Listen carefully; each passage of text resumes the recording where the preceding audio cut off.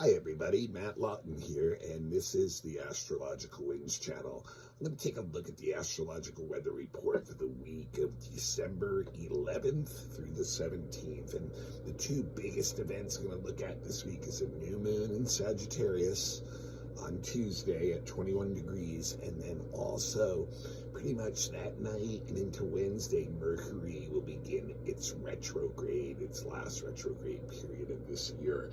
So those are the main things I want to look at, but just a couple things first. The Astrological Winds channel is a free video blog that I do on YouTube every week, and if you like what you see, please become a follower if you have a YouTube account. And remember to turn on your notifications so that you know when I post the blog, which is usually on Sunday, Monday. And remember, it was a podcast long before it was a YouTube channel, and it's still available on podcasts too. It's distributed by Buzzsprout, and there's a number of different podcasts that pick it up out there. All you have to do is search Astrological Winds channel on your favorite podcast. You should be able to find it, and that frees you up to listen to it in other ways than rather than just watch a video, which is usually just me talking to the camera anyway, so you're not really missing much if you do it the podcast way. And remember, also, if you have an Instagram account, I do have Astrological Winds channel set up there too, and I do additional comments during the week usually on certain days that are not video or audio, so it just takes less than a minute to read it. And so become a follower there too if you have an Instagram account. The other place I do post the link is on my private Facebook account. That's Matthew with 2 T's Lawton, L-A-U-T-E-N, if you want to friend me, and you'll get it on your newsreel every week. Now, one other really big announcement for me anyway, because I don't move fast with technology, obviously. I'm a little bit behind the wheel, but my website is back up.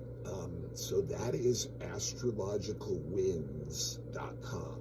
Just take the channel away from the Astrological Winds, and that is up. It hasn't been up for a while. Kind of been working on it, redoing it. Got some good feedback and some help from some wonderful people, and got it back up there, and I will try to start adding more to it. I know it's relatively simple now, but if you get a chance, check it out, astrologicalwinds.com, and there is a link to the blog too there, so that's another way you can always find a link to the blog now. And so take a look at that if you'd like, and then let's just get into the week here now. Like I said, the main two events are this new moon tomorrow on Tuesday, and then Mercury going retrograde Tuesday, Wednesday. But on Monday, interesting, because Mercury is slowing down today, and it's what we call stationing, where it kind of almost stands still pretty much from Earth's perspective for a day or two today, right before it goes retrograde.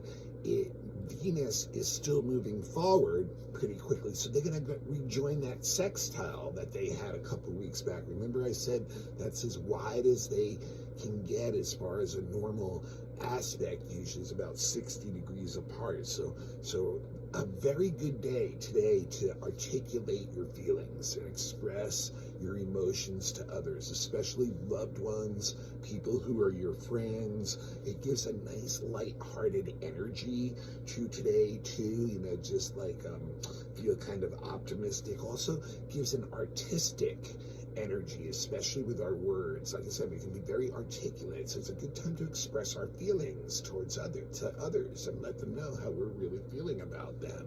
And a good sense of appreciation of beauty, like a poetic kind of mind in a way of expressing that. So good artistic energy to tap into too. But the big event of the week is tomorrow's new moon at 21 degrees Sagittarius, okay? So that's what you want to look at in your chart, is where 21 Sag is, and it'll tell you, where this new moon is most likely going to be affecting the part of your life the most. Now, remember, it's a new moon. So we know that's a seeding time, right? It's the beginning of something, that we can plant now over the next few days and kind of, see how that grows. And This new moon is in a tight quincunx with Uranus, and it's also trine a loose conjunction in Aries of Chiron, the North Node, and Eris, and it's ruled by Jupiter. So there's some things affecting it, basically. But first off, like I said, it's a new moon. So what does the new moon in Sag want? A new moon in Sag wants something new, actually. It wants something that's going to bring in something new, that's going to expand our lives in some way, that's going to bring in some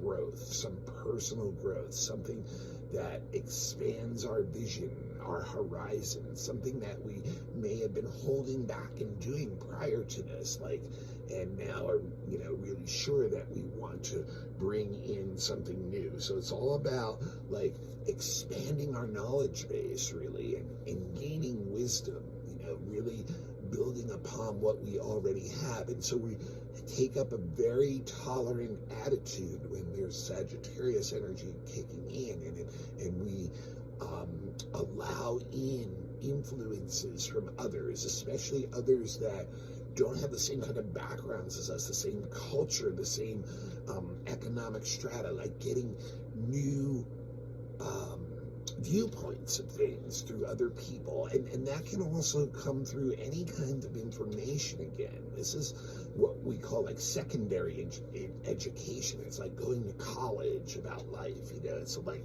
gaining more about the things that you specialize in, and gaining that knowledge base, so that increases your wisdom, increases, and it can shift your values too. It can change your way of looking at life, your philosophy of life, even your religion, even the way you look at your religion.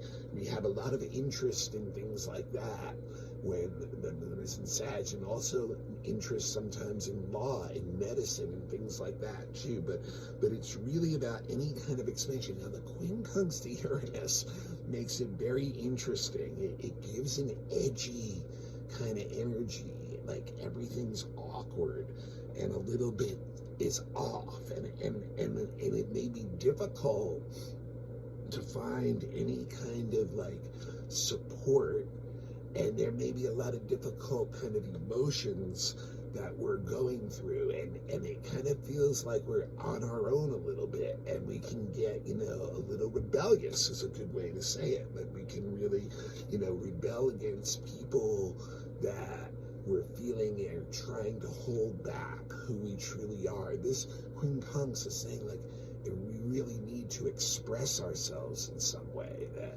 we need to show some kind of uniqueness, but at the same time we may not be getting the kind of support that we'd like as we're doing that. So we can be kind of a little bit flippant in our attitude, a little bit rebellious in our attitude, and especially to anyone who's kind of close to us that we feel may be restricting what we're doing. Another thing about that energy too, is the potential for things to build up and then really explode out and change very rapidly. So if you're holding in some kind of tense thing, you may surprisingly explode and be well, and that can happen in the real world too. Remember, the new moon is a time where we have a very strong gravitational pull, and we see a lot of more clustered natural event type disasters and changes, and you throw in Uranus, which is the ruler of those things, and it can show that we may need to make some adjustments. In fact, that's one of the big things about the quincunx to Uranus, is events or things that people bring us may force us to make adjustments on the fly, to quickly respond to them. And that can be good, if we don't go off the handle. And it really depends on our attitude too. If we don't change very much, that can be really, tough for us. And we can get really upset with those people and may take that route of just wanting to separate and go by ourselves somewhere.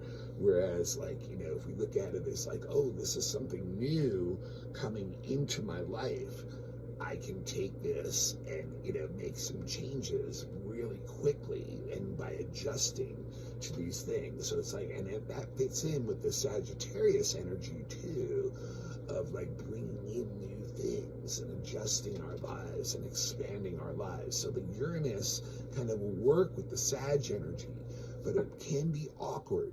It can be off in relation to others and things that are happening, and can get us into that zone of being like, okay, I need to be, more myself, and, other people just have to deal with it if they don't really like it, almost like a little insensitivity that can go on with that, with both Uranus and Sag energy. Now, the trine to those three bodies out there, or the 3-point bodies and points out in Aries, is very interesting because the trine is a nice flow. And like I said, it's Chiron, North Node, and Eris. And what's interesting, the Chiron trine is already separating. The North Node one's almost exact, and the Eris one is one that it's going to be applying to. And I think that's kind of telling a little bit of a story of what's happening in relation to this new moon in Sagittarius and the Uranus energy again.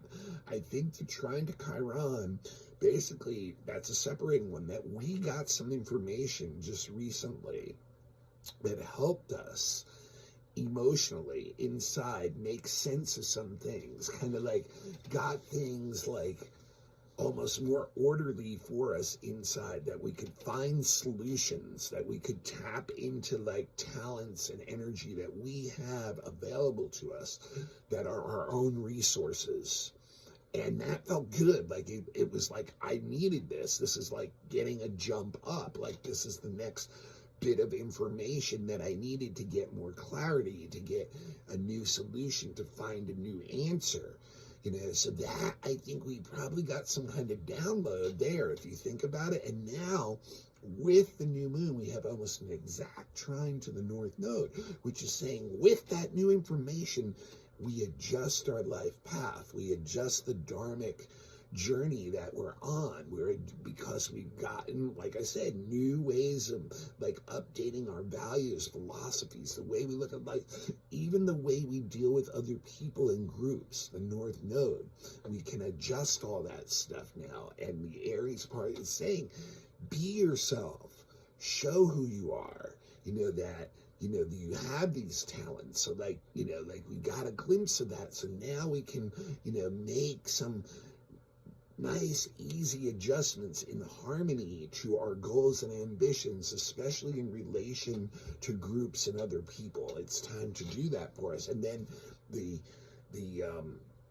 trine that it's coming up to is the one in Eris, which is showing, yes, if you do that, change will occur. This is a harmonious time to bring in expansive changes. So that's very, very interesting how those trines are working there. And one of the things I think that's interesting too is Jupiter is the ruler of Sag. So that's the ruler of this new moon. And right now Jupiter is retrograde in Taurus, and it's in a trine with that Mercury. If you remember last week, it was exact. The Mercury is stationary going retrograde. Jupiter is retrograde, and they both turn direct within 2 or 3 days of each other near the end of the month. Jupiter is going to go direct around the 30th, and Mercury is going to go direct around the 1st. So what I think is, once again, it's an incubation time. That's what a lot of the new moon is. When you think about putting a seed in the ground, that is incubation, right? We're not seeing anything yet. So this is showing that there's a lot of changes to our values, philosophies that are bringing in a lot of expansion, a lot of clarity about who we are and what our role is and those things. And now it's that new moon time, so we can't really see it yet. Mercury retrograde too, not the best time to launch a plan. And here the ruler of the new moon is in a trine with that Mercury stationing retrograde, which is the perfect aspect to make plans, to organize a bigger vision, to bring that in. So we're going to use, ideally what we do is we use this Mercury retrograde period with the new visions we had to create those new plans inside. Then when Jupiter and Mercury go direct at the end of the month, the beginning of next month, that's when we'll be able to bring it out. That's when we'll see that trine to the Eris start to come into effect. It's about 4 degrees off mutable sign. So in about 4 weeks, we may start to actually see these changes that we can seed and start to seed now. So very interesting energy. Look to where 21 degrees Sag is in your chart. That's the house and the area of life that will be happening in, these changes. And it's also any planet that has 21 degrees that in your chart or 20 or 22, they're going to affect that too. They'll be aspecting that new moon. Now the Mercury, leads right into Mercury going retrograde at 9 degrees Cap on late Tuesday, early Wednesday. And you know how Mercury retrograde is. Everything slows down, right? Things don't work out the way we plan. There's delays, communications, etc. In Cap, it's going to be about our decision-making processes being very difficult to get solid with. So I think we may have 2-3 weeks of confusion in trying to be clear about where we want to go, feeling like we don't have the information we need, and that that it's so muddled that we can't get quite the acute look at it that Cap needs. But also I think hierarchical systems, anything that's a system when Mercury retro in Cap is going to show its weaknesses. Systems that are built hierarchically, I think that's where you're going to see a lot of the things break down that cause delays or cause things to go off. And that's the main thing about Mercury retro. We want to just continue what we're doing, not start anything new. And I think during the holidays that can be a little bit easier to do, actually, because we're not so much involved in our regular external world. It's more of a family time. Now remember, if you're traveling, Mercury retro is probably going to affect your traveling plans too. So you need to just be prepared for that, but I really think, this is going to be interesting. Now remember, by the 24th, Mercury retro will go back into Sagittarius then for about 3 weeks and go direct around the 1st or 2nd, then back into Capricorn mid-January for another 3 weeks again. And by then, all those decisions should be a lot more clear about what we should do, and we can start to create our system and have a lot more solid decision making going on at that point again. But I do think that's what's going to really create a lot of the delays, a lot of the things being off and weird, is that it's going to be difficult to make decisions and when decisions are made, good chance they're not going to be congruent with what's going on. So they'll be off or wrong or whatever you want to label it. So very interesting Mercury retro period as always. Now on Friday, Mars is trine Chiron, and that is a very innovative type of energy. It's the ability to find some creative outlets that are very natural to us and that we can act upon and come up with new solutions to old problems or new innovations that advance things beyond the present. It's a little bit in future looking here. And so this is it really helps us feel good about ourselves. That we have effective actions and that we have talent and ability to get, to put into action and be effective in the results that we get. So a very dynamic day to be creative, to be innovative, to take initiative on those things and move forward, go, act. Now Saturday is almost the opposite. We have the Sun squaring Neptune Saturday. And the Sun Neptune, this is an energy diffuser, and it can go both either back and forth ways as far as the energy goes. It's going to bring energy down no matter what, especially physical energy. So it's a really good day, good weekend to basically take it easy, take it off. Don't stress your body out so much because it's actually susceptible to stress and therefore allowing illness in. if you push it too far under a Sun-Neptune square. It needs R&R. It needs to take a break. Part of what's going on with Sun-Neptune is the disenchantment that we see from the inability of our ideals to fit into the reality of the world very well. So that can be disheartening, and that's where, that can be, part of the energy drain too, especially on a psychological level. That can bring us down when we see that, the world is not working anywhere like the way we'd ideally like it to. Part of what goes on with Sun-Neptune too is that there's an escapism hatch in this energy. So we have a tendency to, use whatever we like to use to go into a world of whatever, fantasy, illusion, escapism, just get away from the harsh realities of this world, which is okay, as long as you're not trying to make any serious decisions or agreements with others, because you're not really on the up and up. Anybody, you don't have all the facts. You're kind of in a self-deception mode about your own ideals. You may be trying to deceive others into believing what, may not even be clear to you yet. It's like kind of like holding back information, secretive, deceptive energy at times. It's kind of like hard to get your hands on, trying to hold water, in your hands. So that, it shows it's not a good time to try to make real serious decisions in this world, and in relation to others, even if they're going to let you down.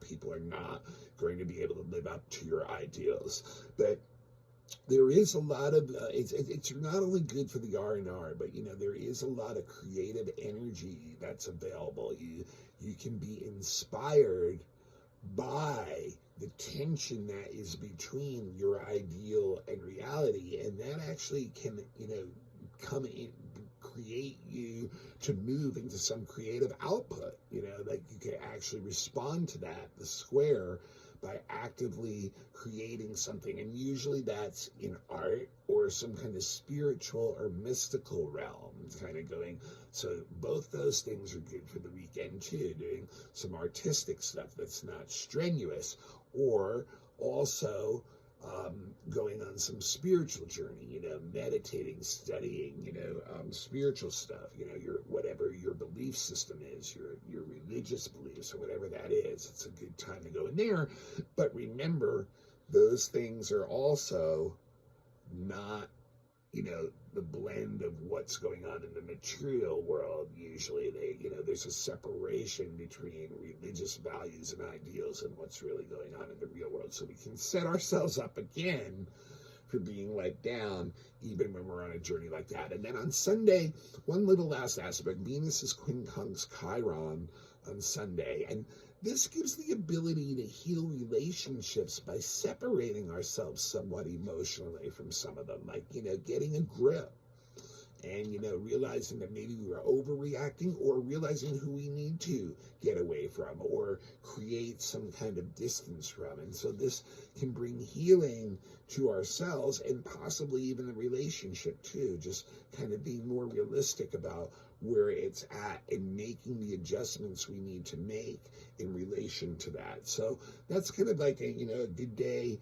Once again, with the Sun-Neptune, it can be maybe like seeing where our realities about relationships are off, and that's where the adjustments have to be made. That that people are just people. If you put them on some kind of pedestal or a belief system that's your own, you may find out that that it's difficult for them to live up to that, and you may find yourself relatively disappointed on that level. Then just not quite sure where where you're feeling that can go to from there. But this is a time when we can make some adjustments to that energy. So that's what I got for this week. And next week we're gonna, start the cap season. Is gonna be fully going on as we're gonna have our winter solstice, and so the sun will be going into Capricorn, and winter starts in the northern hemisphere and summer starts in the southern hemisphere. So we'll look at that, and then we'll have the inferior conjunction of the Mercury retrograde to the Sun, so that'll be something next week too. And in an astronomical note, remember this is the time of the Geminide meteor showers, which is one of the biggest ones of the year, and we're going to have this new moon this week, so it's a really good time to look. And I saw one even last night. Just look up at Gemini. Gemini's coming up on the eastern horizon a couple hours after dusk, and you'll see Orion and right to the left of Orion is Gemini. You'll see the two twins together, Castor and Pollux, and just keep your eye up on that side of the sky. And they say the closer we get to mid-month, it'll be like up to a meteor a minute that we'll see up there. So it's a real good one to check out. And like I said, otherwise we've got this new moon. It really is a seeding time. It is a time to take some of the things we've seen and learned that is expanding our knowledge base, many times even just on abstract levels. And, then using this Mercury retrograde period to really plan how we want to take that out into the world next year when all that goes direct. So I really think it's, it can be a really important time, but the Uranus quincunx shows, there's an edginess to it. And, it may be difficult for other people to accept changes. There may be some difficult changes in the world. There may be these bursts of energy that come out that can at times be explosive, but at other times can bring rapid change. So we have to, work with it. It's a lot to do with our attitude. The Sag can keep us very optimistic about that, but we can also be insensitive. We can sometimes be tactless. So we have to kind of bring in a little bit of the discipline that we need, and hopefully the Mercury in Capricorn can help us do that. All right, well, that's what I got for this week. This is Matt Lawton. This is the Astrological Winds channel. This is a free video blog I've been doing on YouTube for several years now. It was on podcast for years before that, and it's still on podcast too. So if you prefer to just listen to it, please look it up on your favorite podcast, Astrological Winds channel. Prior to that, it was even a written blog, and I still have links on Instagram. If you have an Instagram account, please become a follower, and I put some additional comments on there during the week. Also, if you want to be kind of friended on Facebook, ask me for a friend request, and I do put it on my newsreel every week. And remember, the big news, right? The website's back up, astrologicalwinds.com. is the website, and that has a lot of other information. And remember, best way you guys can support me, this is a free service I've been giving. It actually costs me money every month to do this for you guys. So anyone who wants to give a donation, that is more than welcome. No amount is too small, even $1 or $2. My Venmo handle is at Matthew-Lawton, Lauten. Capital M and a capital L with the Matthew and the Lawton hyphens in the middle, and the symbol for at, A with the circle. And, but the best way you guys can support me is, first of all, you're going to pass the link along to somebody as soon as you're done here, and that helps my blog grow in an organic way. And second, if you need an astrology reading professionally done, or someone does, I've been a professional astrologer for over 20 years. A lot of information on my website about the readings, a lot more detail, but get in touch with me. MATTHUE823 at gmail.com. I do natal birth chart readings, predictive readings for your next year, relationship readings, children's readings, fixed star readings for deeper soul purpose, astrocartography, relocation readings, horary readings for questions that you might have, specific questions even, and elections, all kinds of different stuff is my point. I have some beginner classes that are available on Dropbox if you're interested in them, and also if you have a group that needs a lecture, question and answer session, workshop. And remember, all that stuff can be done on Zoom too for your group. It doesn't even have to be something physical. Just get in touch with me, MATTHUE823 at gmail.com. And also check the website out, because there's a lot of information there. And please, please, please, pass the link along and become a follower if you like what you see. And don't forget to check in every week, okay? I'd like to see you every week. Check it in. All right. Hope y'all have a great Sag new moon, and we'll see next week. We'll get more into that Capricorn season, and I'll likely do the quarterly solstice blog too for looking at the United States next year and the next quarter in relation to that solstice chart. So we'll have that going on real soon too, and that'll probably be a separate blog from the weekly next week. But I'll see you all then.